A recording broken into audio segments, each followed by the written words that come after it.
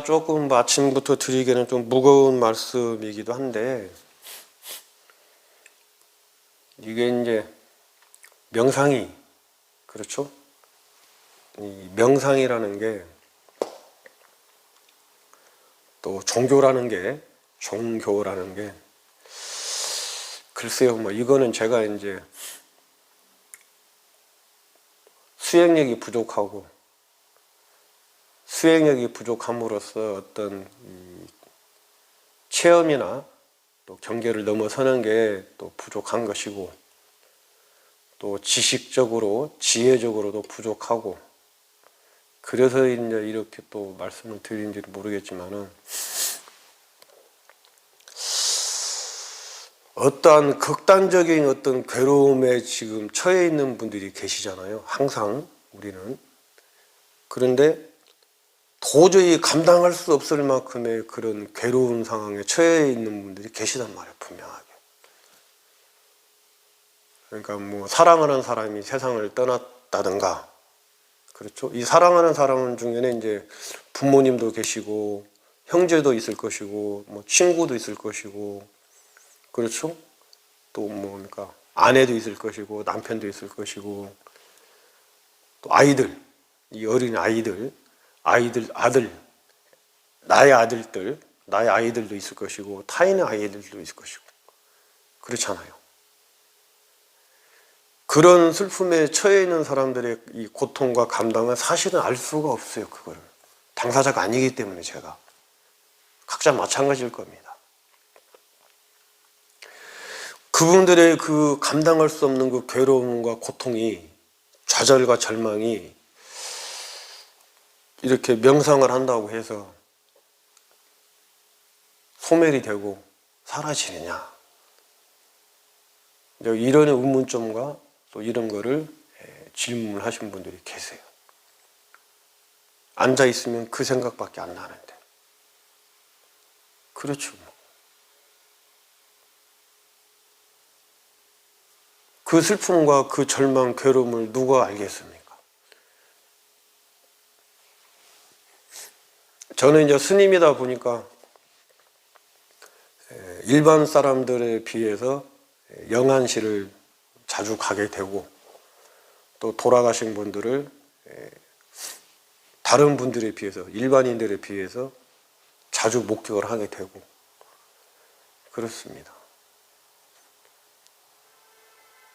그분들의 그 괴로움과 그 절망과 고통과 좌절은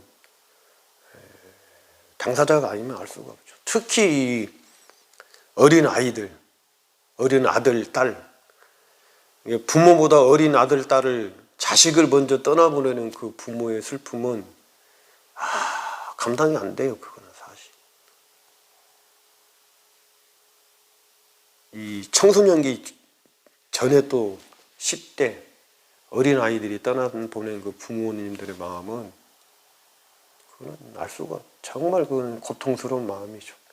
그런 분들에게 지금 이 순간에, 그 순간에 그 마음을 내려놓고 마음을 비우고 명상을 하십시오. 명상에 효과가 있습니다. 이것이 과연 효과가 있냐, 이렇게 궁금해 하시는 분들이 계십니다. 또 아니면은 감당할 수 없는 신체의 어떤 그 괴로움, 고통, 그렇죠? 예를 들면 뭐 이 팔다리가 절단이 어떤 상황들, 어떤 화재로 인해 가지고 온몸이 다 그렇게 또 화상을 입고, 또 뇌출혈이나 뇌출혈 이런 걸로 인해서 사지를 본인 마음대로 쓸 수가 없고, 허리가 다쳐서 누워만 계셔야 되고, 스스로가 어떤 활동을 못하는 것이죠. 자기 의지대로. 그렇게 또 육체가 이 불편하신 분들의 그 좌절감과 절망과 괴로움을 어떻게 그거를 감당을 할 수가 있겠냐고. 당사자가 제가 아니기 때문에. 상상을 초월할 수 있는 초월하는 그런 괴로움들 아니겠어요?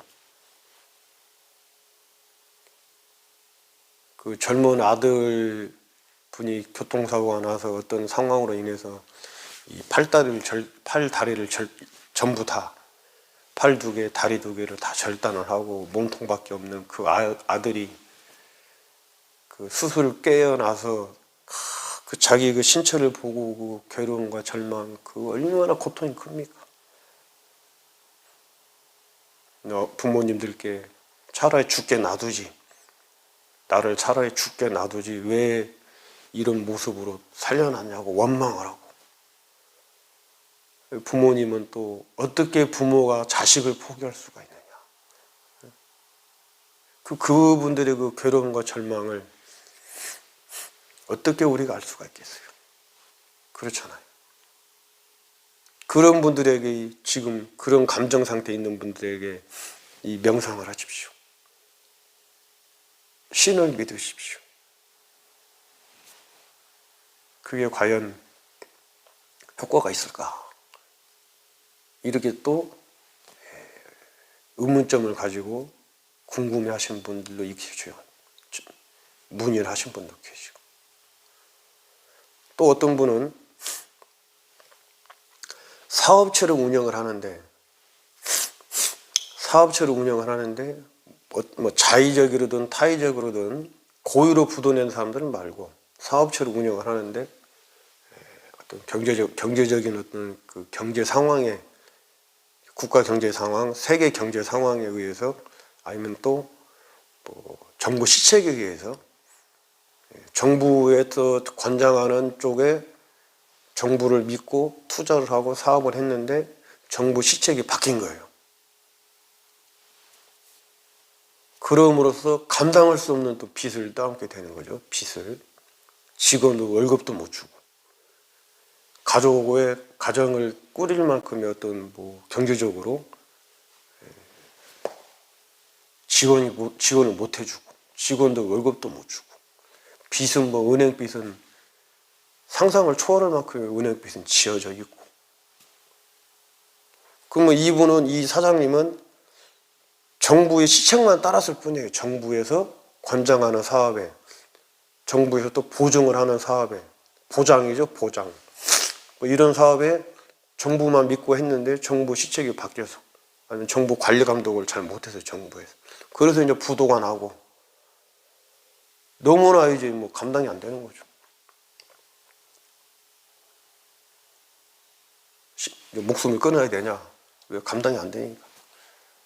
그런 분들에게 이런 명상을 지금 하십시오. 명상을 해서 마음을 챙기고 마음을 내려놓으십시오. 다 그건 지나간 일이고 허상입니다. 이렇게 얘기했을 때 그분들이 이거를 받아들일 수가 있겠냐고.